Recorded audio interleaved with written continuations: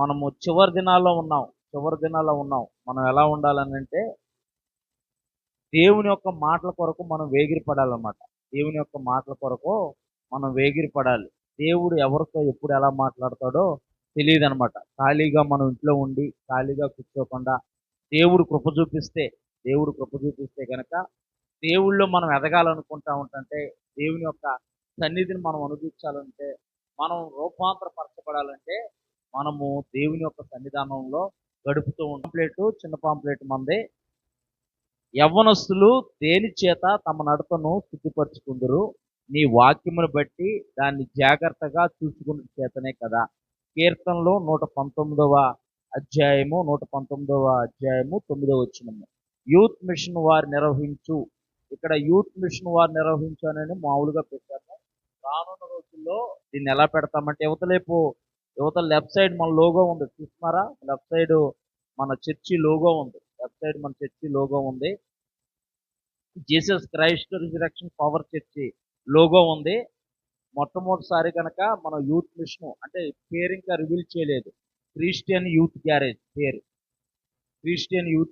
పేరు ఇంకా మనం పేరు రివీల్ చేయలేదు.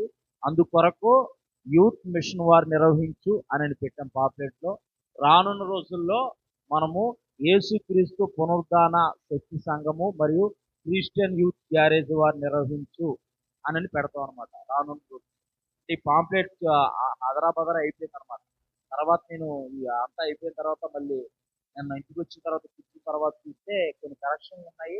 రానున్న రోజుల్లో ఆ కరెక్షన్స్ అన్ని కూడా మనం చేసి, అంటే ఎవరి ద్వారా అంటే యాక్చువల్గా యూత్ మిషన్ వారు నిర్వహించారని రాయకూడదు. మరి రాజకీయ గబాలు రాజకీయం కదా, అలా వచ్చేసరిగా యవ్వనస్తుల అభిషేక ఆరాధన కూడిక మే 9వ తారీఖు శనివారము ఉదయం 10 గంటల నుంచి 1 గంట వరకు సామాజిక భవనము, చిన్న గదిలి సర్వీస్ రోడ్డు, వైజాగ్లో జరుగుతుంది. గెస్ట్ స్పీకర్లు డాక్టర్ సిహెచ్ రవితేజ గారు, అలాగే రెవరెండ్ డాక్టర్ విక్టోరియా రాణి గారు, అధ్యక్షులు సిహెచ్ జక్రయ్య గారు తణుకు, కన్వీనరు బి నవీన్ కుమార్ గారు, అలాగే బ్రదర్ వై జోసఫ్ గారు. అందరికీ ఆహ్వానము, ప్రేమ విందు కలదు. మీరు ఏం చేస్తారంటే కనీసం ఈ పాంప్లెట్ పట్టుకొని రోజుకి ఒక్కసారైనా ప్రార్థించు. ఎందుకు చెబుతున్నానంటే ఈరోజు రాత్రికాల సమయంలో నేను ఆలోచిస్తున్నాను. ఎందుకనంటే ఇది దేవుని పని చేయడానికి చాలా ఖర్చుతో కూడుకున్న పని అనమాట. నాకు సాయం చేయండి అని నేను అడగను, కానీ ప్రార్థన చేయమని అడుగుతాను. ఎందుకనంటే మీరు ప్రార్థన చేస్తే సహాయకుల్ని దేవుడు లేవనెత్తాడు. దేవుడి నామానికి మేము కలుగును కాక. నాకు విశ్వాసం, నాకు బాగా నమ్మకం. మనం ప్రార్థన చేస్తామంటే ఆల్రెడీ కొన్ని సహాయాలు అందుతున్నాయి. ముందుకు వెళ్తున్నాం. ఒక్కొక్క పని చేసుకోవడానికి మేము ముందుకు వెళ్తున్నాము. వాటిలో నిమగ్నమై ఉన్నాము. మీరు అందరూ ప్రార్థన చేయండి. ఎందుకంటే ఇది దేవుడిచ్చిన దర్శనం. ఎందుకనంటే నేను గత సంవత్సరంలో కూడా, అంత ముందు సంవత్సరాల్లో కూడా వాక్య పరిచర్యలు పలుమార్లు చెప్పాను. దేవుడు నాకు ఇచ్చిన దర్శనాన్ని బట్టి, దేవుడు నాకు ఇచ్చిన పిలుపుని బట్టి నేను ఒక తరాన్ని తయారు చేయాలని దేవుడు నన్ను ఎన్నుకున్నాడు. దేవుడు ఆ పిలుపుతోనే నన్ను పిలిచాడు అన్నమాట. అబ్రహామును పిలిచాడు. అబ్రహాము తర్వాత ఇస్సాకు తరాన్ని తయారు చేశాడు.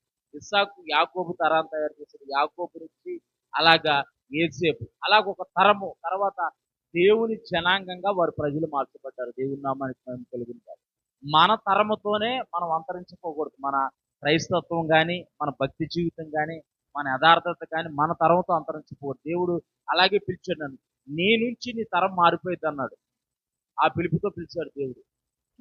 నీ నుంచి తరం మారబోయేది, నీకు పుట్టే కుమారుల నుంచి తరము మారిపోయింది అని చెప్పి దేవుడు పిలిచాడు. అందుకే జాషువా అంటే రక్షించువాడని అర్థం అనమాట. జాషువా అంటే రక్షించువాడని అర్థం. దేవుడు మాట్లాడితే మా అబ్బాయికి ఆ పేరు పెట్టడం జరిగింది. జాషువా మెల్కీసెదెక్ అంటే నిరంతరము యాజకుడు అని అర్థం. మెల్కీసెదెక్ క్రమం చొప్పునే యేసుప్రభు వారు యాజకత్వం జరిగిస్తున్నారు.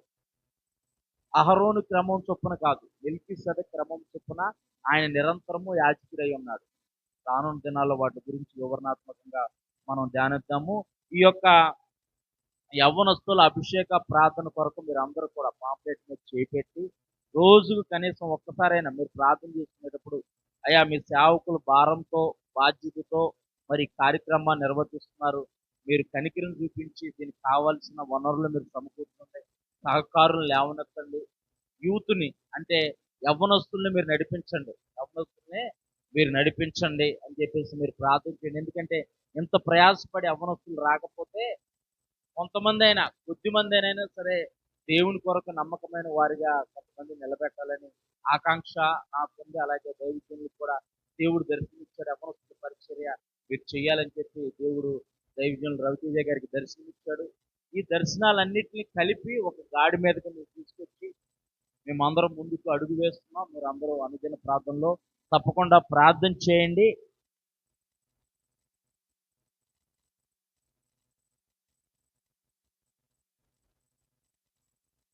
అలాగే కుటుంబ ప్రార్థన కూడా మీరు చేసుకుంటా ఉండండి. కుటుంబ ప్రార్థన మీరు మానకండి.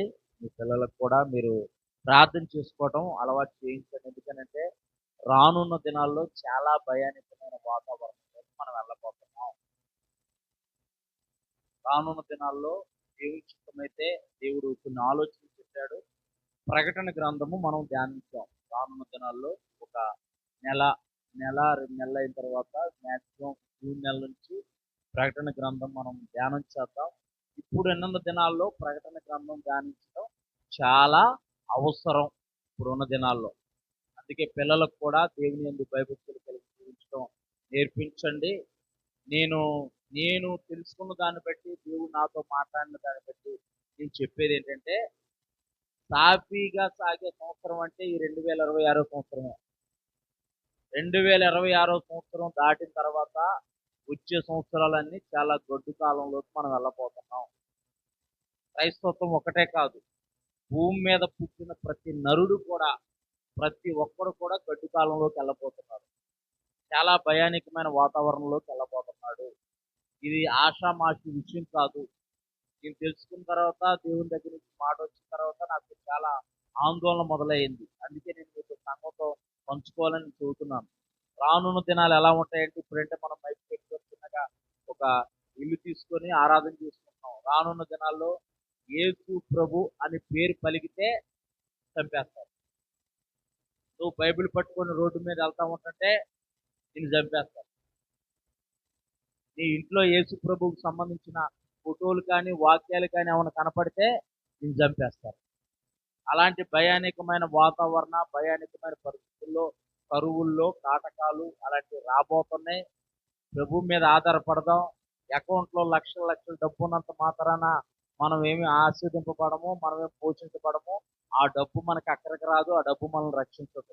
మనం చేయవలసింది ఒకటే. నేను ఎందుకు చెబుతున్నానంటే మన మోకాళ్ళు నేల మీద వానాలి, మన చేతులు దేవుని వైపు పైకెత్తి ప్రభువా రాబోయే గడ్డు కాలం నుంచి, రాబోయే విపత్తుల నుంచి, రాబోయే పరిస్థితుల నుంచి నన్ను, నా కుటుంబాన్ని, మా సంఘాన్ని, మా ప్రాంతాన్ని కాచి కాపాడి విడిపించి ప్రభు అని ప్రార్థన చేయాలి. ఎందుకంటే కరోనా వచ్చిందని ఎవరికీ తెలియదు. ఎవ్వరు చెప్పలా కరోనా వచ్చిందని. ఎంత పెద్ద పెద్దలు గొప్ప గొప్ప వాళ్ళు తలపండేసిన వాళ్ళు శాస్త్రవేత్తలు అలాగే బైబిల్ పండితులు గొప్ప గొప్ప ప్రవక్తలు ఉన్నారు. కరోనా వచ్చిందని ఎవరికీ తెలియదు. కానీ కరోనా వచ్చింది. పెద్ద పెద్ద గనులు ఆ కరోనాలో కాలగర్భంలో కలిసిపోయారు, కొట్టుకెళ్ళిపోయారు ఆ ప్రవాహం. నీవు నేను ఇంకా ఊపిరి కలిగి ఉన్నావంటే, ఉనికి కలిగి ఉన్నావంటే దేవుడు కృప, దేవుడు మనకు ఎందుకు ఆయుష్యాడో, దేవుని యొక్క ప్రణాళిక, దేవుని యొక్క ఉద్దేశం, దేవుని యొక్క చిత్తం ఏమై ఉందో దాని కొరకు మనం కనిపెడతాం. మన కుటుంబం కొరకు మనం ఎలా ప్రయాసపడతామో దేవుడి పని కొరకు, దేవుని యొక్క పరిచర్యకు కూడా మన బలాన్ని, మన శక్తిని, మన సామర్థ్యాన్ని, మనకి ఇచ్చిన జ్ఞానాన్ని మనం ఉపయోగిద్దాం. రేపన్న రోజున మనం అందరం దేవుని రాజ్యంలో ఉండాలంటే దేవుని కొరకు మనం నమ్మకంగా బ్రతకాలి. మరొకసారి చెబుతున్నాను, 2026 సంవత్సరమే సాఫీగా సాగే సంవత్సరం. 2027 నుంచి వచ్చే సంవత్సరాలన్నీ కూడా చాలా గడ్డు కాలము, చాలా భయానకమైన పరిస్థితుల్లోకి వెళ్ళబోతున్నాము. అన్నిటికీ సిద్ధపడి మనం ఉండాలి. మనం దేవుడి మీద ఆధారపడితే, కరోనాలో మనం దేవుడి మీద ఆధారపడ్డాం. దేవుడే మనల్ని కాపాడాడు, దేవుడే మనల్ని పోషించాడు, దేవుడే మనల్ని సంరక్షించాడు, దేవుడే మనల్ని నడిపించాడు. అలాంటి భయంకరమైన డిసీజెస్ రాబోతున్నాయి, అలాంటి భయంకరమైన తెగులు రాబోతున్నాయి. అవి దేవుడు పంపించట్లా, మానవులే తయారు చేసి మానవుల మీదకి పంపిస్తున్నారు. నేను ఒక వీడియో చూశాను. నేను ఒక వీడియో చూస్తే ఎప్పుడో కొన్ని సంవత్సరాల క్రితం ఒక ఆయన చెప్పాడంట, వాళ్ళు టెలికాస్ట్ చేశారు, న్యూస్ ఛానల్ టెలికాస్ట్ చేశారు. ఈ 2026 సంవత్సరము నవంబర్ నెలలో భూమి అంతరించిపోవడానికి దగ్గరగా ఉందని చెప్పి భూమి మీద జనాభా పెరిగిపోయారంట. ఎంతగా పెరిగిపోయారంటే భూమి మోయలేనంతగా జనాభా పెరిగిపోయారు. అలాంటి భయానకమైన వార్తలు మనం వింటున్నాం. అందుకే మీరు చూడగలిగితే న్యూస్ చూడండి. న్యూస్ అంటే వార్తలు వినండి. వార్తలు వింటా ఉంటుంటే లోకంలో ఏం జరుగుతుంది, లోకంలో పరిస్థితులు ఎలా ఉన్నాయి, వాటి కొరకు మనం ప్రార్థన చేయడానికి ఆస్కారం ఉంటుంది. అలాగే బైబిల్ చదువుకోండి. బైబిల్లో ఎప్పుడో పరిశుద్ధ గ్రంథమైన బైబిల్లో ఎప్పుడో చెప్పాడు రానున్న పరిస్థితుల్లో దినాలు ఎలా ఉండబోతున్నాయి, రానున్న సంవత్సరాలు ఎలా ఉండబోతున్నాయి, ప్రభు మీద ఆధారపడితే, ప్రభు మీద ఆనుకుంటే వారు ఎలా రక్షింపబడతారని పరిశుద్ధ గ్రంథమైన బైబిల్లో దేవుని యొక్క వాక్యం ఎప్పుడో రాయబడి ఉంది. కనుక మీరు జ్ఞానం కలిగి అజ్ఞానం వల్లే కాకుండా జ్ఞానం కలిగి ప్రభు మీద ఆధారపడండి. కుటుంబ సమస్యలు అంటారా, కుటుంబ ఇబ్బందులు అంటారా, నువ్వు ఈ భూమిని ఇచ్చిపెట్టే వరకు అవి ఉంటానే ఉంటాయి. నువ్వు ఎంత వదిలించుకోవాలన్నా అవి నేను వదిలిపెట్టాను. అవన్నీ సర్వసాధారణం. ఆ వాటి పనే, నీ పని చేయాలి. ఏంటంటే నువ్వు దేవుడి మీద ఆధారపడటం, దేవుడి మీద ఆనుకోవటం, ప్రతి పరిస్థితిని దేవుడికి అప్పచెప్పుకోవటం. అప్పుడు దేవుడు ఆయా పరిస్థితుల గుండా మనల్ని విడిపిస్తాడు. ఆయన మనకు తోడుగా ఉంటారు. అందరూ దయచేసి గమనించగలరు. మనము గడిచిన వారం కాకుండా అంతకు ముందు వారము మనము యేసు ప్రభు వారి యొక్క పునరుద్ధానం గురించి మనము మాట్లాడుకున్నాము. ఇప్పుడు యేసు ప్రభు వారు శిలువ మీద మరణించి సమాధిలో పెట్టబడినప్పుడు ఆ 3 దినాల్లో ఏం జరిగింది? యేసు ప్రభు వారు శిలువ మీద మరణించి సమాధిలో పెట్టబడిన తర్వాత ఆ 3 దినాలు ఏం జరిగింది మనం ధ్యానిద్దాం. ఆ 3 దినాలు కూడా జరిగిన ఆధ్యాత్మికమైన కార్యక్రమాలు ఈ యొక్క క్రైస్తవ సమాజానికి పునాది లాంటివి. దేవుని నామానికి మహిమ కలుగును గాక. ఆ 3 దినాలు యేసు ప్రభు వారు ఏం చేశారు? ఆ 3 దినాలు ఏం జరిగింది? ఆయన బాహ్య ప్రపంచానికి చనిపోయినట్టుగా ఉన్నాడు, సమాధిలో పెట్టబడ్డాడు. కానీ ఆత్మ స్వరూపిగా ఆయన ఎలాంటి కార్యక్రమాలు చేశాడు మనం చూద్దాం. పరిశుద్ధ గ్రంథమైన బైబిల్లో నుంచి మనము మొట్టమొదటి పాయింట్ మరణము మరియు పాతాళంపై విజయము, అంటే తాళపు చెవులు స్వాధీనము. ఇప్పుడైతే తాళపు చెవులు ఎవరి దగ్గర పడితే వారి దగ్గరే ఉంటున్నాయి. కుటుంబంలో ఒక తాళం కప్పకి 3-4 తాళాలు ఉంటున్నాయి అన్నమాట. ఒకప్పుడు అలా ఉండేది కాదు. ఉమ్మడి కుటుంబాల్లో ఒకరి దగ్గరే తాళపు చెవి ఉండేది. వారు తనంతరం ఇష్టపూర్వకంగా ఆ తాళపు గుర్తిస్తే వారు అదృష్టవంతులు అంతే. లేకపోతే ఆ తాళపు చెవుల కోసం నానా ప్రయత్నాలు చేసేవాళ్ళు. అంటే మీకు అర్థమైపోయి ఉంటుంది ఆటోమేటిక్. అత్తగారు ఇప్పుడు ఆ తాళపు చెవి అధికారం నాకు ఎప్పుడు ఇస్తారని కోళ్ళు ఎదుర్కొచ్చేవాళ్ళు. కూతురు ఎప్పుడు అమ్మ మాకు ఆ తాళం చెవి మాకు ఇచ్చిందని ఎదుర్కొచ్చేవాళ్ళు. ఉమ్మడి కుటుంబాలు అలా జరిగే పూర్వం. అంటే తాళపు చెవి దేన్ని చూపిస్తుందంటే అధికారాన్ని చూపిస్తుంది. తాళపు చెవి అధికారాన్ని సూచిస్తుంది. ఉమ్మడి కుటుంబాల్లో అప్పుడు పిల్లలకి వెంటనే పెత్తనం ఇచ్చేవాళ్ళు కాదు. వాళ్ళు పెద్దరిగిపోయి వారికి పెళ్ళి అయిపోయి పిల్లలు పుట్టినా సరే, అమ్మ నాకు ఇంత డబ్బు కావాలి, నాకు ఇది కావాలి అన్నీ తల్లిదండ్రులే చాలా వరకు చక్కబెట్టేవారు, తల్లిదండ్రులే చూసుకునేవారు. ఈ కోడలు వచ్చిన తర్వాత ఏం జరిగేదని అంటే, ఆ ప్రతిదానికి మీ నాన్నే అడగాల, ప్రతిదానికి మీ అమ్మని అడగాల, మనకు తెలీదా అని ఆ అధికారం కోసం పాకులాడుతూ ఉండేవారు. అది లోక సంబంధమైన అధికారం. అది ఇక్కడ మనం ధ్యానించిపోయేది యేసు ప్రభు వారు శిలువ మీద మరణించి సమాధిలో పెట్టబడిన తర్వాత ఆ 3 దినాల్లో యేసు ప్రభు వారు ఆత్మస్వరూపిగా ఎలాంటి కార్యక్రమాలు చేశారు? మొదటి పాయింట్ మరణము మరియు పాతాళంపై విజయము, తాళపు చెవులు స్వాధీనము. యేసు ప్రభు వారు మరణించినప్పుడు ఆయన పాతాళమునకు దిగి వెళ్ళింది. అక్కడ ఆయన మరణాధిపతి అయిన సాతాను ఓడించి ఆ అధికారాన్ని తన చేతుల్లోకి తీసుకోవడానికి దేవుని నామానికి మహిమ కలుగును గాక. యేసు ప్రభు వారు శిలువ మీద మరణించి ఆయన సమాధిలో పెట్టబడిన తర్వాత ఆయన ఆత్మ పాతాళంలోకి వెళ్ళింది. ఆయన పాతాళంలో ఉండటానికి కాదు, మరణానికి అధిపతి, పాతాళానికి అధిపతి అయిన సాతానును ఓడించడానికి. దేవుని నామానికి మహిమ కలుగును గాక. ప్రకటన గ్రంథము 1వ అధ్యాయం 18వ వచనం మనం చదువుదాం. ప్రకటన గ్రంథము 1వ అధ్యాయం 18వ వచనం. ప్రకటన గ్రంథము 1వ అధ్యాయం 18వ వచనం. నేను మొదటి వాడను, కడపటి వాడను, జీవించువాడను, నేను మృతుడనైతిని కానీ ఇదిగో యుగయుగములు సజీవుడనై ఉన్నాను. చదువు.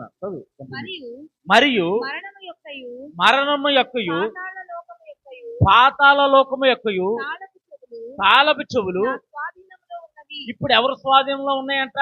అప్పటి వరకు ఎవరి స్వాధీనంలో ఉన్నాయి? అపవాది స్వాధీనంలో ఉన్నాయి, సాతాను స్వాధీనంలో ఉన్నాయి. ఇప్పుడు ఎవరి స్వాధీనంలోకి వచ్చాయి? యేసు ప్రభువారు శిలువ మీద మరణించి మృతి పొంది సమాధిలో పెట్టబడిన తర్వాత ఆయన ఆత్మస్వరూపిగా పాతాళంలోనికి వెళ్ళి అపవాది చేతుల్లో ఉన్న ఆ తాళపు చెవులు, ఆ మరణము యొక్కయు పాతాళము యొక్క తాళపు చెవులు ఎవరు స్వాధీనపరుచుకున్నారంటే లోకరక్షకుడైన యేసు ప్రభువారు స్వాధీనపరుచుకున్నారు. గట్టిగా చప్పట కొడుతూ దేవుని నామాన్ని మహిమపరుద్దాం. దేవుని నామానికి మహిమ కలుగును గాక. ఇక్కడ దేవుని యొక్క వాక్యం చదువుతుంది. మొదటి నుంచి చదువున్నాను ఒకసారి.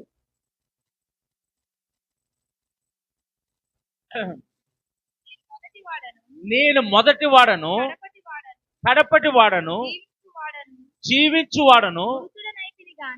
నేను మొదటి వాడిని, నేను కడపటి వాడిని. నేనే మొదటి వాడిని, నేనే చివరి వాడిని, నేను కడపటి వాడిని. నేను మృతుడనైతిని గాని ఇదిగో యుగయుగములు సజీవుడై ఉన్నాను. దేవుని నామానికి మహిమ కలుగును గాక. నేను మృతుడనైతిని గాని ఇదిగో యుగయుగములు సజీవుడై ఉన్నాను. దేవుని నామానికి మహిమ కలుగును గాక. యేసు ప్రభువారు చనిపోయారని అందరూ అనుకుంటున్నారు. చనిపోయారు, సమాధిలో పెట్టబడ్డారు, ఇంకా ఆయన తిరిగి లేవడు. ఆయన ముందుగానే చెప్పాడు, నేను పాపాత్మల చేతికి అప్పగించబడబోతున్నాను, నేను చనిపోయి తిరిగి లెగస్తాను. కానీ ఎవరు నమ్మట్లా. ఇక్కడ దేవుని యొక్క వాక్యం చెబుతుంది, నేను మృతుడనైతిని గాని ఇదిగో యుగయుగములు సజీవుడై ఉన్నాను, మరియు మరణము యొక్కయు పాతాళ లోకము యొక్కయు తాళపు చెవులు నా యొద్ద ఉన్నవి. దేవుని నామానికి మహిమ కలుగును గాక. ఆయన ఇప్పుడు ఏం చేశాడు? శిలువ మీద మరణించి సమాధిలో పెట్టబడి ఆయన ఆత్మస్వరూపిగా పాతాళంలోనికి వెళ్ళి పాతాళానికి మరణానికి అధిపతి అయిన అపవాదిని ఓడించి వాని చేతిలో ఉన్న పాతాళము యొక్కయు మరణము యొక్కయు తాళపు చెవులు ఆయన స్వాధీనపరుచుకున్నాడు. దేవుని నామానికి మహిమ కలుగును గాక. ఈ అధికారం అపవాదికి ఎలా దక్కింది? దేవుడిచ్చాడా? ఈ అధికారం ఎలా దక్కింది? పాతాళానికి మరణానికి అధిపతిగా సైతాను ఎలా అయ్యాడు? చూద్దాం ఒకసారి మనం పరిశుద్ధ గ్రంథమైన బైబిల్లో మనం చూద్దాము. సాతానికి మరణంపై అధికారం ఎలా లభించిందో అర్థం చేసుకోవటము మానవ జాతి పతనాన్ని మరియు దేవుని రక్షణ ప్రణాళికని అర్థం చేసుకోవడం వంటిది. దేవుడివల సాతానికి మరణం పైన అధికారము దేవుడివల మానవ జాతి పతనానికి కారణమయ్యాడు. చూద్దాం మనం పరిశుద్ధ గ్రంథమైన బైబిల్లో 2వ పాయింట్, మానవుని అవిధేయత పాపం ద్వారా అధికారం. ఆదికాండము 1వ అధ్యాయం 28వ వచనం. దేవుడు వారిని ఎవరినంటే దేవుడు ఆది యందు భూమి ఆకాశం సృజించి ఆయన స్వరూపమందు ఆయన పోలిక చొప్పున ఆదాముని తయారు చేశాడు. ఆదాము పక్కటెముకలో నుంచి అవ్వను తయారు చేశాడు. వారు దేవుని స్వరూపంలో దేవుని పోలికలో ఉన్నారు. దేవుడు ఇప్పుడు వారికి కొన్ని అధికారాలు ఇచ్చాడు. ఆ అధికారాన్ని మనం చదువుదాం. దేవుడు వారిని ఇప్పుడు అవ్వను ఆదామును దేవుడు ఆస్వాదించాడు. దేవుడు వారిని ఆస్వాదించి ఎట్లనగా మీరు ఫలించి అభివృద్ధి పొంది విస్తరించి భూమిని నిండించి దానిని లోబర్చుకొని, అంటే భూమి మీద సమస్తము మీద దేవుడు మానవులకు మొదటి మానవుడైన ఆదాముకి అవ్వకి అధికారం ఇచ్చాడు. భూమి మీద సమస్తం మీద అధికారము దేవుడు మానవుడికి ఇచ్చాడు. ఆయన పోలిక చొప్పున ఆయన స్వరూపంలో దేవుడు మానవుడు నిర్మించి ఈ సమస్తం భూమంతటి మీద అధికారము మానవుడికి ఇచ్చాడు. అపవాది అనుకున్నాడు, నేను దేవుడి దగ్గర ఉన్నాను, నేను దేవుడిని అయిపోదాం అనుకున్నాడు. దేవుడు లెఫ్ట్ లెక్కతో ఒక తన్ను తన్నాడు, వచ్చాడు, కింద పడ్డాడు. కింద పడినోడు ఇప్పుడు ఏమనుకుంటున్నాడంటే, అసలు ఈ భూమి మీద అధికారం నాది అవ్వాలి. దేవుడేంటి నేల మట్టితో నుంచి ఒక బొమ్మను చేసి దానికి జీవవాయువును ఊది మానవుడిగా తయారు చేసి ఈ భూమంతటి మీద అధికారము మానవుడికి ఇస్తాడా? ఎలాగైనా సరే ఈ అధికారాన్ని చేజిక్కించుకోవాలనుకొని ఆదాము ఎక్కడో పని చేసుకుంటూ ఉన్నప్పుడు అవ్వమ్మ ఒకటే ఒంటరిగా ఉన్నప్పుడు అవ్వమ్మ దగ్గరకు వచ్చాడు. వచ్చి, దేవుడు మిమ్మల్ని ఆ పండు తినొద్దన్నాడా? అవునా, ఎందుకు తినొద్దన్నాడు తెలుసా? మీరు దేవుడి కంటే గొప్పలు అయిపోతారని తినొద్దన్నాడు అని అన్నాడు. అంతే. నువ్వు తిను అని అనలా, నువ్వు తింటే బాగుపడతావని చెప్పలా. అవునా, దేవుడు తినొద్దన్నాడా అంటే అపనమ్మకం కలిగించాడు. అవిశ్వాసం, అపనమ్మకం. మీరు అప్పటి వరకు కూడా దేవునితో సహవాసం చేస్తున్నవారు, దేవుని పోలిక చొప్పున దేవుని స్వరూపం మందు వారు జీవిస్తున్నవారు.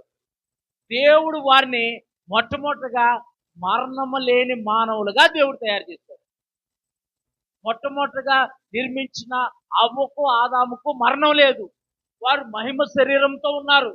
దేవుడు ఎలాంటి మహిమనైతే కలిగి ఉన్నాడో మొట్టమొదట ఆదాము అవ్వ కూడా అలాంటి మహిమే కలిగి ఉన్నారు. దేవుడు చెప్పాడు, ఒక ఆజ్ఞ పెట్టాడు, మీరు దీని అంతటి మీద మీకు అధికారం ఇస్తున్నాను, ఈ భూమిని లోపరుచుకోండి, ఈ భూమిని ఏలండి, మీరు ఫలించండి, అభివృద్ధి చెందండి, ఈ భూమిని స్వాధీనపరచుకోండి, సమస్తము మీద మీకు అధికారం ఇస్తున్నానని దేవుడు చెప్పాడు. వీరు దేవుడి మాట విని కూడా అవ్వమ్మ అపవాది మాటల వైపు మొగ్గు చూపింది. అవునా, అమ్మో, దేవుడు మమ్మల్ని ఎంత మోసం చేశాడు, ఒకవేళ తింటే కనుక మేము దేవతల వల్లే అయిపోతాము, దేవుడి కంటే గొప్పల వల్లే అయిపోతాము అని ఆదాముతో చెప్పాలా? ఎవడో వచ్చాడు, నిన్నటి మొన్నటి దాకా అసలు ఈ కోటలో ఎవరో లేరు, మన ఇద్దరు తప్ప ఎవరో లేరు, ఎవడో వచ్చి మాట్లాడుతున్నాడు, నీకేమన్నా తెలుసా, మన చుట్టమా, మనం పూర్వీకుల్లో, మన బంధువులా, స్నేహితులా, మనకేమన్నా బాబాయ్ అవుతాడా, మామయ్య అవుతాడా, ఎవడాడు ఒక వచ్చి మాట్లాడుతున్నాడు అని అడగాల అవ్వమ్మ? అడగల. ఆదాముని అడగల, అవ్వని దేవుని అడగల. అడగకుండా అవునా, నిజంగా తింటే దేవదూతల వల్ల అయిపోతామా అని చెప్పేసి వెళ్ళిపోయి ఆ చెట్టు పళ్ళు కొట్టుకొని అవ్వమ్మ తిట్టమే కాదు, వాటిలో కొన్ని ఆదాము కూడా. ఆదామైనా సరే, నువ్వు తింటే తిన్నావు, నువ్వు సత్యేసి వచ్చావు, నాకెందుకని అన్నాడా? అలా అడగల. ఆదాము కూడా తినేశాడు. ఇప్పుడు మహిమను కోల్పోయారు, మానవ శరీరం బయటపడింది, వాళ్ళు వెళ్ళిపోయి సిక్కుతో చెట్టు చాటును దాక్కున్నారు. అప్పటి వరకు వాళ్ళు ఎలా ఉన్నారు? దేవుని యొక్క మహిమ కలిగిన శరీరంతో వారు జీవిస్తున్నారు. మహిమ గల శరీరంతో వారు జీవిస్తున్నారు. మహిమ గల శరీరం పోయింది, పాపం చేశారు. పాపం చేసి వారు దేవుడి ఎదుటి ఇప్పుడు కనపడటానికి ధైర్యం చాలక సిగ్గుతో దిగంబరులయ్యి చెట్టు చాటును దాక్కున్నారు. ఇప్పుడు దేవుడు వచ్చి అడిగాడు, ఆదామా ఆదామా అంటే ఆదాం బయటికి రాట్లా. ఆదామా ఎక్కడున్నావు అని అంటే, నేను నీ స్వరం విని భయంతో దాక్కున్నాను అని. అంటే ఇప్పుడు అధికారం ఎవరి చేతిలోకి వెళ్ళిపోయింది? అర్థమైందా మీకు? అధికారం ఎవరి చేతిలోకి వెళ్ళిపోయింది? అపవాది చేతిలోకి, సాతాను చేతిలోకి వెళ్ళిపోయింది. దేవుడు పరిశుద్ధుడు, దేవుని దగ్గర ఒక చట్టం ఉంది, దేవుని దగ్గర ఒక నీతి ఉంది. ఇప్పుడు ఏం చేశారు? పాపం ద్వారా వచ్చే జీవితం మరణం. ఇప్పుడు ఈ మానవుల దగ్గర ఉన్న అధికారము, మొట్టమొదట ఆదాము దగ్గర ఉన్న అధికారాన్ని ఎవరు చేజిక్కించుకున్నారు? అపవాది చేజిక్కించుకున్నారు. ఇప్పుడు మరణం మీద, పాతాళం మీద అధిపతి ఎవడయ్యాడు? అపవాది అయ్యాడు. ఇప్పుడు ఒకసారి మరొకసారి చదువమ్మా. అది కా- ఆ, వారిని ఆశీర్వదించెను. వారిని ఆశీర్వదించును. ఎట్లనగా మీరు ఫలించి ఫలించి అభివృద్ధి పొంది విస్తరించి భూమిని నిండించి దానిని లోపరుచుకోండి అని దేవుడు చెప్పాడు. వీళ్ళు ఎవరికి లోపరిచారు? అపవాది చేతిలో పెట్టారు తీసుకెళ్లిపోయి.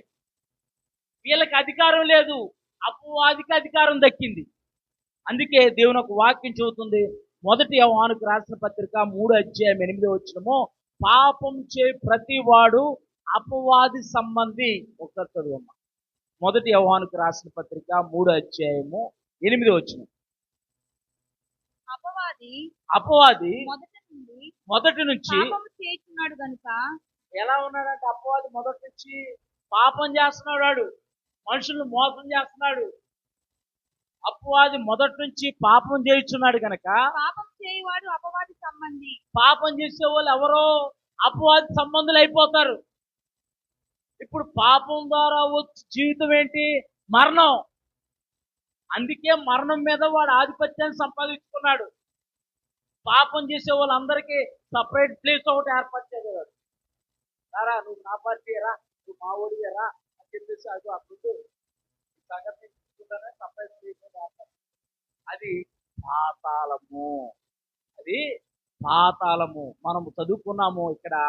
మనము పాతాళం మీద, పాతాళము యొక్కయు తాళపు చెవులు, మరణము యొక్కయు పాతాళము యొక్క తాళపు చెవులు ఇప్పుడు ఎవరు స్వాధీనంలోకి వచ్చాయి? యేసు ప్రభు వారి స్వాధీనంలోకి వచ్చాయి.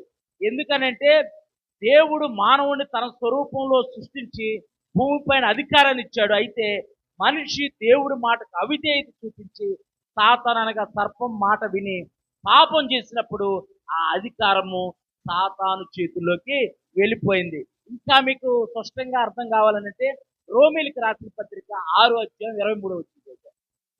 రోమీలకు రాసిన పత్రిక 6:23. రోమీలకు రాసిన పత్రిక 6:23.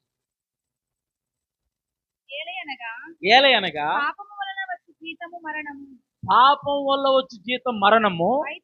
అయితే దేవుని కృపావరము మన ప్రభువైన క్రీస్తు యేసునందు నిత్య జీవం. అంటే యేసు ప్రభు ద్వారా మనకి నిత్య జీవం కలిగింది. అపవాది ద్వారా మరణం కలిగింది. దేవుడు మొట్టమొదటిగా మానవుడిని మరణం అవటానికి నిర్మించలేదు. ఆయన మరణం అవటానికి నిర్మించలేదు. అపవాది ద్వారా, అపవాది చెప్పిన మాట, సర్పం చెప్పిన మాట అవ్వ ఆదాము విని పాపం చేశారు కనుక పాపం ద్వారా వచ్చే జీవితం మరణం. పాపం ద్వారా వచ్చే జీవితం మరణం. అయితే యేసు ప్రభు వారి ద్వారా నిత్య జీవం మనకు వచ్చింది. దేవుని నామానికి మహిమ కలుగును గాక. అందుకే యేసు ప్రభు వారిని అపవాది, యేసు ప్రభు వారు 40 దినాలు ఉపవాసం ఉండి అరణ్యంలో ఉపవాసం ఉన్నప్పుడు అపవాది వెళ్ళి యేసు ప్రభు వారిని శోధిస్తూ ఈ మాట్లాడుతుంది. లోక సువార్త 4:6 మనం చూద్దాం. మీకు ఇక్కడ స్పష్టంగా అర్థమైంది లోకం మీద ఎవరికి అధికారం ఉన్నదన్నది స్పష్టంగా అర్థమవుతుంది. లోక సువార్త 4:6. ఈ అధికారం అంతయు, ఏ అధికారము? భూ సంబంధమైన అధికారం అంతయు, ఈ రాజ్యముల మహిమయు, ఈ రాజ్యములు అంటే భూలోకంలో ఉన్న రాజ్యముల మహిమ అంతయు యేసు ప్రభు అని అంటుంది. నీవు నాకు గనక ఒక్కసారి నమస్కారం చేసావనుకో, నాకు లోబడ్డావనుకో, ఈ భూమంతటి మీద అధికారము, ఈ రాజ్యముల యొక్క మహిమయు నాకు దగ్గర ఉన్న అధికారం నేను ఇస్తాను. ఎలా ఇస్తాను? నేను ఎవరు నాకు నచ్చుతాడో వాడికి ఇస్తాను. చదువు అమ్మా. ఈ అధికారం అంతయు, ఈ రాజ్యముల మహిమయు నీకిత్తును. అది అప్పగింపబడి ఉంది. అది ఎవనికి ఇయ్యగోరుదునో వానికి. ఇప్పుడు ఆ సైతాన్ అంటున్నాడు, అపవాది అంటున్నాడు యేసు ప్రభు వారి దగ్గరకు వచ్చి, భూమి అంతటి మీద, ఈ రాజ్యముల అంతటి మీద అధికారం నాకు ఇవ్వబడింది. నేను ఎవరికి ఇవ్వాలనుకుంటే వాడికి ఇస్తాను. ఎవడు నా పార్టీ అయితే నేను వాడికి అధికారం ఇస్తాను. ఎవడు నాకు నచ్చినట్టు జీవిస్తే నేను వాడికి అధికారం ఇస్తాను. అందుకే మన పౌరసత్వము ఈ భూలోక సంబంధమైనది కాదు, పరలోక సంబంధమైనది. దేవుని నామానికి మహిమ కలుగును గాక. ఏదో ఒక రోజున మనం ఈ భూమిని విడిచిపెట్టి వెళ్ళవలసిందే. ఆయన వచ్చుతున్నప్పుడు మహావేంద్రంతో, మిగతమైన వేంద్రంతో పంచభూతాలన్నీ కూడా లయమైపోతాయి. సమస్తము కూడా పంచభూతాలు కూడా మిగతమైన వేంద్రంతో లయపరచబడతాయి. ఈ భూమి శాశ్వతము కాదు. దేవుడు నిర్మించబోయే కొత్త ఆకాశము, కొత్త భూమి శాశ్వతమైనది. దేవుని నామానికి మహిమ కలుగును గాక. ఆయన నిత్య రాజ్యము శాశ్వతమైనది. నువ్వు ఈ భూమి మీద 10 కోట్లు బిల్డింగ్ కట్టుకున్నా, 50 ఎకరాలు కొనుక్కున్నా సరే శాశ్వతం కాదు, అశాశ్వతమైనది. ఏదో ఒక రోజున నీవు ఈ లోకాన్ని విడిచిపెట్టి వెళ్ళవలసిందే. అందుకే అలెగ్జాండర్, ది గ్రేట్ అలెగ్జాండర్ అనే ఒక మహాచక్రవర్తి, నేను చనిపోయిన తర్వాత సమాధిలో నుంచి నా చేతులు 2 బయటికి పెట్టండి, ఎందుకనంటే నేను ఈ లోకంలోకి ఏమి తీసుకురాలేదు, ఏమి తీసుకెళ్ళట్లా. ప్రపంచాన్ని జయించిన ది గ్రేట్ అలెగ్జాండర్ అనే మహాచక్రవర్తి అంటున్నాడు, నేను ఈ లోకంలోకి ఏమి తీసుకురాలా, అందుకే ఏమి తీసుకెళ్ళట్లా, ఉట్టి చేతులతో వెళ్తున్నాను. నా ద్వారా అయినా, దీని ద్వారా అయినా కొంతమందికైనా జ్ఞానోదయం కలిగితేనని ది గ్రేట్ అలెగ్జాండర్ చెప్పాడనమాట. వారి యొక్క రాజ్యంలో ఉన్న వారితో, సమాధుల నుండి నా 2 చేతులు బయటికి పెట్టండి అంటే, నా దగ్గర నేను ఏమి తీసుకురాలేదు, అంతా ఇక్కడ విడిచిపెట్టేసేస్తున్నాను. ఆ బాక్స్ ఒకటే, ఆ బాక్స్లో 6 అడుగుల బాక్స్, అడ్డం 6 అడుగులు, నిలువ ఒక 6 అడుగులు, 6 అడుగులు గోతులోనే పెడుతున్నారు అంటే మన పౌరసత్వము పరలోకమందు మన దేవుని నామానికి మహిమ కలుగును గాక. ఇప్పుడు ఈ మరణం మీద ఆధిపత్యం ఎవరికి ఉంది? అపవాదికి ఉంది. ఈ భూలోక సంబంధమైన రాజ్యములన్నిటి మీద ఆధిపత్యం ఎవరికి ఉంది? అపవాదికి ఉంది. అది దేవుడు అపవాదికి ఇవ్వలేదు, కానీ మానవ చేతిలో నుంచే అపవాది లాక్కున్నాడు, మోసం చేసి లాక్కున్నాడు. ఇప్పుడు చూద్దాం 3వ పాయింట్, మరణము యొక్క ముళ్ళు పాపము మరియు చట్టము. 1 కొరింథీయులకు రాసిన పత్రిక 15వ అధ్యాయము 56వ.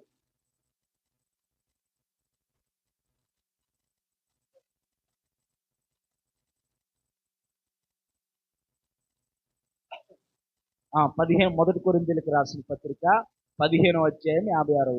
మరణపు ముళ్ళు పాపము, పాపమునకున్న బలము ధర్మశాస్త్రమే. అని అంటే పాపం అనేది తెలియాలంటే దేవుని యొక్క ఆజ్ఞ నీకు పాపం ఎట్టిదో తెలియజేస్తుంది.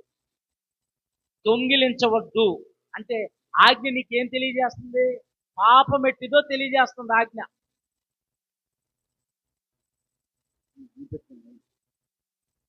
దేవుని యొక్క ఆజ్ఞ, ధర్మశాస్త్రం అంటే దేవుని యొక్క ఆజ్ఞలు, దేవుని యొక్క కట్టడలు. దేవుని ఆజ్ఞ ఏం చేస్తుంది? పాపం ఎట్టిదో తెలియజేస్తుంది. మరొకసారి చదువున్నాను.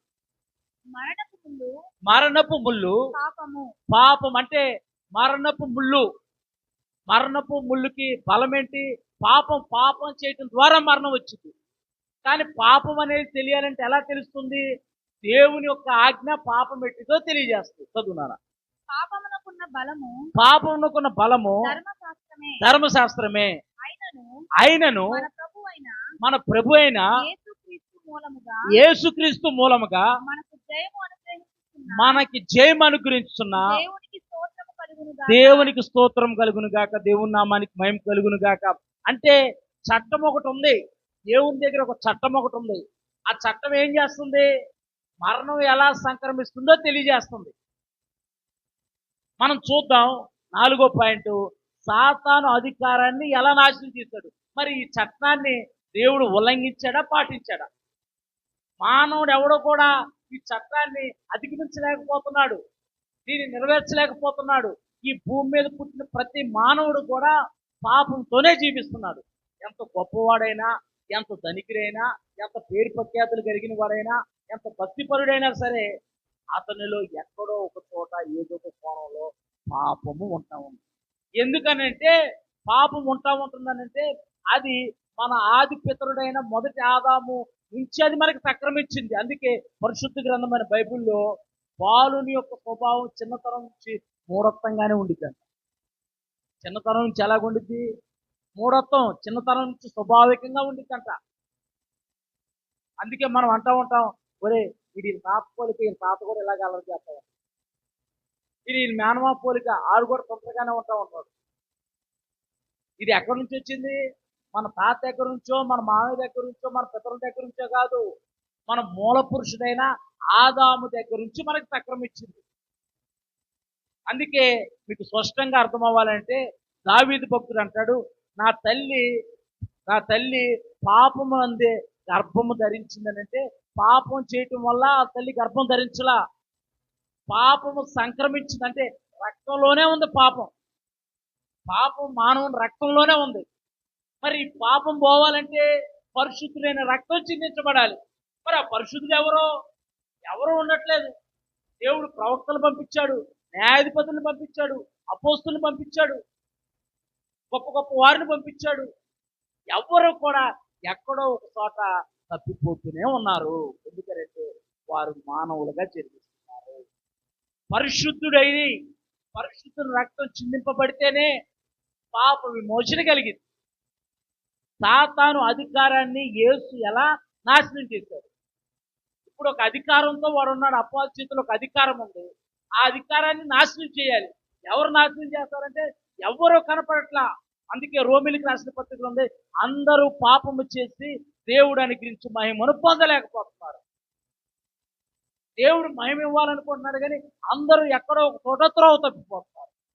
ఇప్పుడు మళ్ళీ కోల్పోయిన అధికారాన్ని మళ్ళీ మనకి ఇవ్వటానికి లోకరక్షకుడైన యేసు ప్రభువు వారు కన్నికైన మరీ గర్భాన 2026 సంవత్సరాల క్రితము పరిశుద్ధుడిగా జన్మించాడు. దేవుని నామానికి మహిమ కలుగును గాక. చూద్దాం ఎఫెసీయులకు రాసిన పత్రిక 1వ అధ్యాయము 7వ వచనం. ఎఫెసీయులకు రాసిన పత్రిక 1వ అధ్యాయం 7వ వచనం.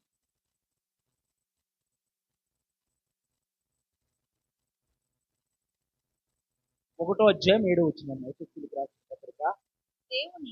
దేవుని కృపా మహదైశ్వర్యమును బట్టి ఆ ప్రియనియందు ఆయన రక్తము వలన మనకు విమోచనము అనగా మన అపరాధములకు క్షమాపణ కలిగి ఉన్నదంటే మన అపరాధములకు పాప విమోచన కలుగుతుంది యేసు ప్రభువు వారి రక్తం ద్వారా. యేసు ప్రభువు వారి రక్తం ద్వారా మన అపరాధములకు పాప విమోచన కలుగుతుంది. అందుకే ఆయన ఈ లోకానికి ఎలా వచ్చాడని పరిశుద్ధ గ్రంథమైన బైబిల్ చెబుతుందంటే, హెబ్రీయులకు రాసిన పత్రిక 2వ అధ్యాయము 14-15 వచనాలు చదివితే మనకు స్పష్టంగా అర్థమైంది. హెబ్రీయులకు రాసిన పత్రిక 2వ అధ్యాయము 14-15 వచనాలు. కాబట్టి ఆ పిల్లలు అంటే మనమే. కాబట్టి ఆ పిల్లలు అంటే దేవుడు సృజించుకున్న మనమే. మనమందరము దేవుని పిల్లలము. చదువమ్మా. కాబట్టి ఆ పిల్లలు మనం ఎలా ఉన్నాం? రక్త మాంసంతో ఉన్నామా లేదా? మనందరికి శరీరం ఉందా? శరీరం లోపల నరాలు ఉన్నాయా? నరాల్లో రక్తం ఉందా? లోపల ఆత్మ ఉందా? మనము ప్రాణ, ఆత్మ, దేహం కలిగి ఉంటేనే మనం మాట్లాడగలుగుతాం. ఈ మూడిట్లో ఏది లేకపోయినా సరే మనిషి చనిపోయినట్టే. మనము ప్రాణము, ఆత్మ, దేహం. మనలో మన శరీరంలోంచి ఆత్మ వేరైపోయింది అనుకో, మనము వృద్ధులైపోయినట్టు, మరణించినట్టు. మనకు ప్రాణం లేదనుకో, జీవోత్సవం లాగా ఉన్నట్టు. చదువమ్మా. కాబట్టి ఆ పిల్లలు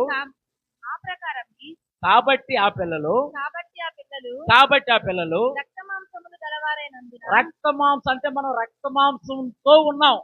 రక్త మాంసంతో పుడుతున్నాం. మన తల్లి గర్భం ద్వారా రక్త మాంసంతో పుడుతున్నాం. ఆ పిల్లలు రక్త మాంసములు గలవారైనందున ఆ ప్రకారమే మరణము యొక్క బలము గలవానిని అనగా అపవాదిని మరణం ఇప్పుడు ఎలా జయించాలి? అంటే మరణం ద్వారానే జయించాలి. వీళ్ళందరూ పాపం చేస్తున్నారు, చనిపోతున్నారు, సమాధిలో పెట్టబడుతున్నారు, వారు అలాగే ఉంటున్నారు. వారు పాపం చేయని వారైతే, పరిశుద్ధులైతే మరణము వారిపైన ఆధిపత్యము చెలాయించదు, మరణం వారిపైన అధికారం చేయదు. కానీ ప్రతి ఒక్కరు ఎక్కడో ఒక చోట తప్పిపోతున్నారు. అందుకే ఆ పిల్లలు రక్తమాంసం గలవారై ఉన్నందున మరణము యొక్క బలము గలవానిని అనగా అపవాదిని నశింపజేయుటకు చదివినాను. మరణము ద్వారా నశింపజేయుటకును జీవిత కాలమంతయు మరణ భయము చేత దాస్యమునకు ఏ దాస్యం కింద ఉన్నాం? పాపం ద్వారా వచ్చే జీవితం మరణం. మనము ఆ దాస్యానికి లోనై ఉన్నాం. పాపం చేస్తున్నాడు మనిషి, చనిపోతున్నాడు. పాపం ద్వారా వచ్చే జీవితం మరణం. పాపం చేస్తున్నాడు మనిషి, చనిపోతున్నాడు. వీరు ఎలా లోనైపోయారు? జీవిత కాలము మరణానికి వీళ్ళు లోనైపోయారు, దాసత్వానికి లోనైపోయారు. మొదటి నుంచి చదువునానా. జీవిత కాలం అంతయు మరణ భయము చేత దాస్యమునకు లోబడిన వారిని విడిపించుటకు ఆయన కూడా రక్త మాంసములో ఈయన ఎలా వచ్చారు? యేసుప్రభు వారు రక్త మాంసంతోనే వచ్చాడు. కన్నికైన మరీ గర్భాన పరిశుద్ధాత్మ ద్వారా ఆయన 2026 సంవత్సరాల క్రితము ఈ భూమి మీద పరిశుద్ధుడిగా, నీతిమంతుడిగా ఆయన జన్మించాడు. అందుకే ఇదే ఏప్రిల్కి రాసిన పత్రికలో రాయబడి ఆయన నిష్కలంకుడు, నిర్దోషి, పాపుల్లోని చేరక ప్రత్యేకమైన వాడు, ఇటు ప్రధాన యాజకుడు, మనకు సరిపోయిన వాడు అని దేవునికి వాక్యం చేస్తుంది. దేవుని నామానికి కలుగును గాక. ఇప్పుడు మానవుని యొక్క అవిధేయత ద్వారా మరణం వచ్చింది మానవుల్లోనికి. ఈ మరణాన్ని జయించాలనంటే పరిశుద్ధుడే జన్మించాలి. ఆ పరిశుద్ధుడిగా యేసు ప్రభు వారు ఈ లోకంలో జన్మించారు. చూద్దాం ఒకసారి. క్రీస్తు ద్వారా తిరిగి పొందిన అధికారము. మొదటి ఆదాము పోగొట్టుకున్న అధికారాన్ని కడపటి ఆదామైన యేసుక్రీస్తు శిలువ మరణం ద్వారా మరియు పునరుద్ధానం ద్వారా తిరిగి సంపాదించాడు. అపవాది అనుకున్నాడు అందరూ మరణం అయిపోతున్నారు, అందరూ పాపం చేసేస్తున్నారు, అందరూ మరణం అయి చనిపోతున్నారు, యేసు ప్రభు వారు కూడా చనిపోతారు, తిరిగి లేవడు అనుకున్నాడు. యేసు ప్రభు వారు కూడా సిలువేసేస్తే ఈడే దగ్గర నుంచి సిలువేపించారు యేసు ప్రభు వారు. కానీ దేవుని యొక్క ప్రణాళిక, దేవుని యొక్క ఉద్దేశము అపవాదికి అర్థం కాల. ఈయన కూడా ఇలాగే మరణించేస్తాడు, ఈయన కూడా పాతాళంలోకి వచ్చేస్తాడని అనుకున్నాడు. కానీ దేవుని యొక్క మరణమే వాడి అపజయంగా మారింది. దేవుని నామానికి మేము కలుగును గాక. యేసు ప్రభు వారి మరణమే అపవాదికి ఓటమి కలగజేసింది. యేసు ప్రభు వారి మరణమే వారి యొక్క అధికారాన్ని వాడు పోగొట్టుకునేలాగా చేసింది. చూద్దాం మనము మత్తయి సువార్త 28వ అధ్యాయం 18వ వచనం. మత్తయి సువార్త 28వ అధ్యాయము 18వ వచనం. పరలోకమందును భూమి మీదను నాకు సర్వాధికారం ఇవ్వబడి ఉన్నది. యేసు ప్రభు వారికి అధికారం ఎక్కడుందంట? పరలోకమందు ఉంది, భూలోకమందు ఉంది. ఎందుకంటే ఆయన పరిశుద్ధుడు గనుక. మానవుడు అపవిత్రుడు, మానవుడు పాపి. మానవుడికి భూమి మీద అధికారం లేదు, పరలోకంలో కూడా అధికారం లేదు. దేవుడిచ్చిన అధికారాన్ని మానవుడు పోగొట్టుకున్నాడు. ఆ అధికారాన్ని మళ్ళీ తిరిగి తీసుకురావడానికి యేసు ప్రభు వారు ఈ లోకానికి వచ్చారు. యేసు ప్రభు వారు చెబుతున్నారు ఇక్కడ, ఆయన యేసు వారితో ఇట్లను పరలోకమందును భూమి మీదను సర్వాధికారము నాకు ఇవ్వబడి ఉంది. దేవునికి సర్వాధికారము దేవుడికి ఇవ్వబడి ఉంది. దేవుడు యేసు ప్రభు వారు లోకరక్షకుడిగా ఈ లోకానికి వచ్చి శిలువ మీద మరణించి సమాధిలో పెట్టబడిన తర్వాత ఆయన ఆ పాతాళంలోకి వెళ్ళి ఇప్పుడు ప్రకటన గ్రంథం చదివిన ప్రకటన గ్రంథము 1వ అధ్యాయం 18. ప్రకటన గ్రంథం 1వ అధ్యాయం 18. నేను మొదటి వాడను, నేను కడపటి వాడను, జీవించువాడను. నేను మొదటి వాడిని, నేను కడపటి వాడిని. ఈ భూమి మీద పరలోకంలో కూడా సర్వాధికారం నాదే. నేను మొదటి వాడును, నేను కడపటి వాడను. నేను ముద్దునైతిని గాని చదువునానా. ఇదిగో యుగయుగములు సజీవునై ఉన్నాను. దేవుని నామానికి మహిమ కలుగును గాక. నేను ముద్దునయ్యాను గాని ఇప్పుడు సజీవుడిగా దేవుని యొక్క శక్తి ద్వారా లేపబడ్డాడు. దేవుని నామానికి మహిమ కలుగును గాక. పునరుద్ధాన శక్తి ద్వారా అపోస్తుల కార్యంలో ఒకసారి అపోస్తుల కార్యం తిన్నారా? అపోస్తుల కార్యంలో 2వ అధ్యాయము. మీరు సిలువ వేసిన ఈ యేసునే దేవుడు ప్రభువుగాను క్రీస్తుగాను నియమించును. దేవుని నామానికి మహిమ కలుగును గాక. 31 నుంచి చదువు. 31 నుంచి చదువు. క్రీస్తు క్రీస్తు పాతాళములో పాతాళంలో విడవబడలేదని, అంటే యేసు ప్రభు వారు పాతాళంలో విడవబడలా. ఆయన శరీరం సమాధిలో కులిపోలా. ఆయన శరీరం సమాధిలో కులిపోలా. ఆయన ఆత్మ పాతాళంలో విడవబడలా. చదువునాను. ఆయన శరీరము ఆయన శరీరము కుళ్ళిపోలేదనియు కుళ్ళిపోలేదనియు దావీదు దావీదు ముందుగా తెలుసుకొని దావీదు ముందుగా తెలుసుకొని ఆయన ఆయన పునరుత్థానమును గురించి చెప్పెను. పునరుద్ధానమును గురించి చెప్పెను. ఈ యేసును ఈ యేసును దేవుడు లేపెను. దేవుడు లేపాడంట. దేవుని నామానికి మహిమ కలిగిన గాక. గట్టిగా చప్పలు కొట్టి దేవుని నామాన్ని మహిమపరుద్దాం. దేవుడు తన పునరుద్ధాన శక్తి ద్వారా యేసు ప్రభు వారి సిలువ వేయబడిన ఈ యేసునే దేవుడు ప్రభువుగాను క్రీస్తుగాను నియమించును. ఇది ఇజ్రాయేలు వంశమంతయు రూఢిగా తెలుసుకునవాలని చెప్పుతున్నాను. దేవుని నామానికి మహిమ కలుగును గాక. ఇప్పుడు యేసు ప్రభు వారిని సొంత రక్షకుడిగా అంగీకరించి ఆయన రక్తంలో కడగబడి పాప క్షమాపణ ఉంది.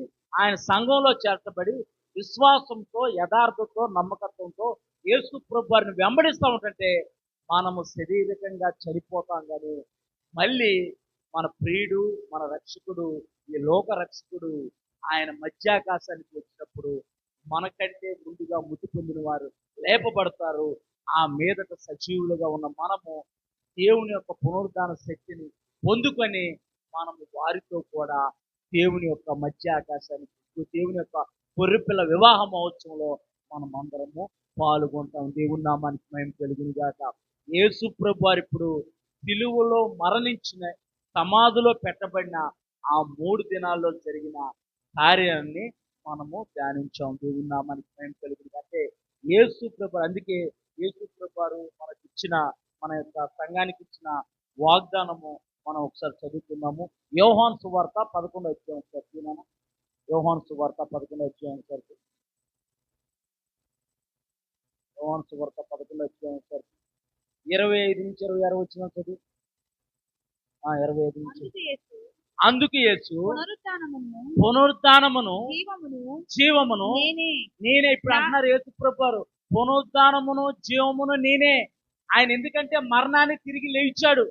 మరణాన్ని జయించి తిరిగి లేచాడు. ఆయన పునరుద్ధాన శక్తితో లేచాడు. ఆయన దేవుడు అతను ప్రభువుగాను క్రీస్తుగాను ఆయన ఇజ్రాయేలు వంశస్థులు అందరూ తెలుసుకోవాలని అక్కడ పేతురు చెబుతున్నాడు.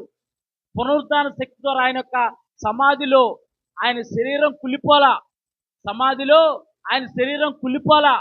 ఆయన శరీరం కులిపట్ల సమాధిలో దేవుడు ఆయనను పునరుద్ధాన శక్తి ద్వారా లేపాడు.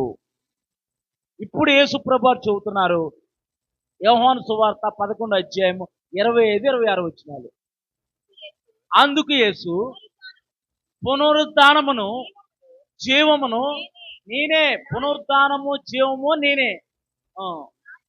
నా యందు విశ్వాసముంచువాడు చనిపోయినను బ్రతుకును. దేవుని నామానికి మహిమ కలుగును గాక. నమ్మిన వారందరూ గట్టిగా చప్పట్లు కొట్టి దేవుని నామాన్ని మహిమపరుద్దాం. పునరుత్థానము జీవము నేనే. నా యందు చనిపోయిన వాడు బ్రతుకును. చదువునాను. బ్రతికి నా యందు విశ్వాసముంచు ప్రతి వాడును ఎన్నటికి చనిపోడు. తీర్పు దినాన మనం ధవల సింహాసనం ఎదుట నిర్దోషులుగా, నిష్కలంకులుగా నిలబడాలని అంటే మరణాన్ని చేయించిన లోకరక్షకుడైన యేసు ప్రభువారి యందు విశ్వాసం ఉంచి ఆయన యొక్క రక్తంలో మన పాపములు కడుక్కొని ఆయన యందు విశ్వాసం ఉంచి ఆయన యొక్క సంఘంలో అంటుకట్టబడి యథార్థంగా నమ్మకంగా జీవిస్తే ఆయన మధ్యాకాశానికి వచ్చినప్పుడు ఆయన వధువు సంఘాన్ని ఆయనతో పాటు తీసుకువెళ్తాడు. అట్టి కృప దేవుడు మనందరికీ చేయనుగాక.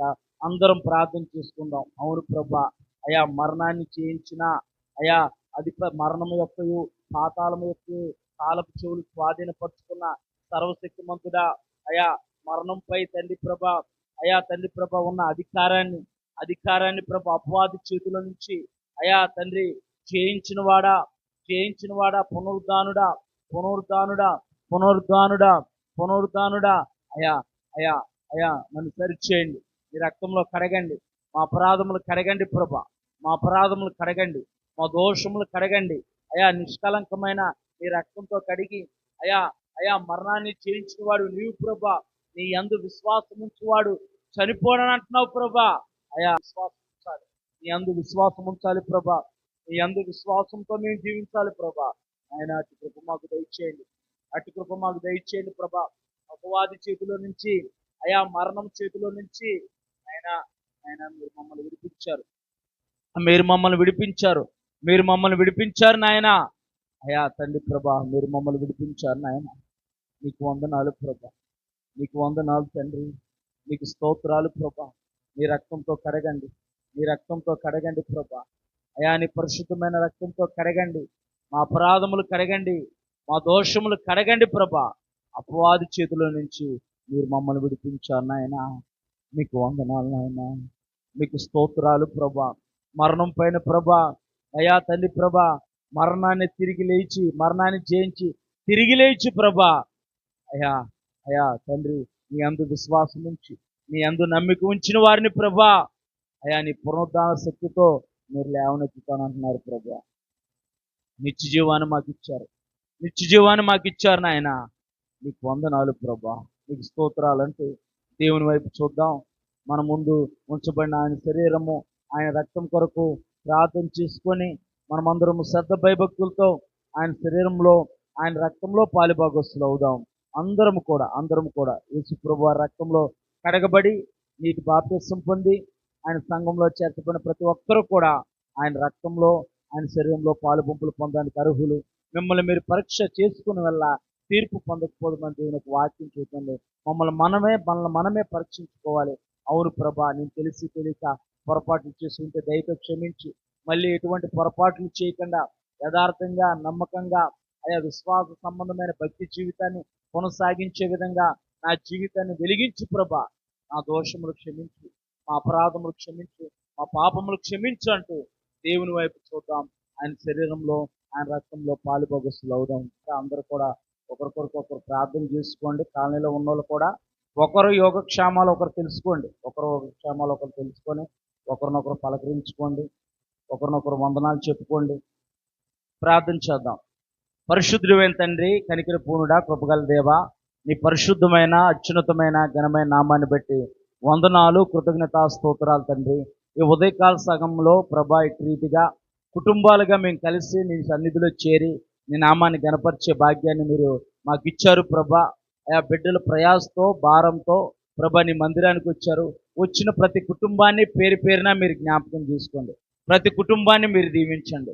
ప్రతి కుటుంబాన్ని మీరు ఆస్వాదించండి ప్రభా. కాలనీలో ఉన్న ప్రతి కుటుంబాన్ని మీరు జ్ఞాపకం చేసుకోండి. ప్రతి కుటుంబంలో ఉన్న సమస్యల నుంచి మీరు విడిపించి ప్రభా కాలనీని అయా ఈ సంఘ పరిచర్యని ప్రభా మీరు ఆస్వాదకరంగా మార్చి అయా దీపస్తంభముగా మీరు ఈ కాలనీలో ఉండి ప్రభా అనేకుల జీవితాలను వెలిగించి ఆస్వాదించమని కూడి వచ్చిన ప్రతి కుటుంబాన్ని మీరు దీవించి బలపరిచి నీ కృపలో వర్ధిలింపచేయమని యేసు ప్రభు వారి పరిశుద్ధ నామమున ప్రార్థిస్తున్నాం పరమ తండ్రి. ఆమేన్. సర్వలోక సృష్టికర్త అయిన దేవుని ప్రేమ, ఆయన ప్రియకుమారుడు లోకరక్షకుడైన యేసుక్రీస్తు వారి కృప, పరిశుద్ధాత్మ అన్యోన్య సహవాసము సన్నిధి కూడి ఉన్న మనకును లోకంలో ఉన్న పరిశుద్ధులందరికను ఆయన రాకడ పర్యంతరం వరకు తోడై ఉండి నడిపించును గాక. ఆమేన్, ఆమేన్, ఆమేన్. ఒకరికొకరు వందనాలు చెప్పుకోండి. అందరికీ కూడా హృదయపూర్వకమైన వందనాలు. మీకు పాంప్లెట్లు ఇవ్వబడ్డాయి. ఆ మీటింగ్స్ కొరకు తప్పకుండా ప్రార్థన చేయండి. దేవుడు మిమ్మల్ని అందరినీ దీవించును గాక.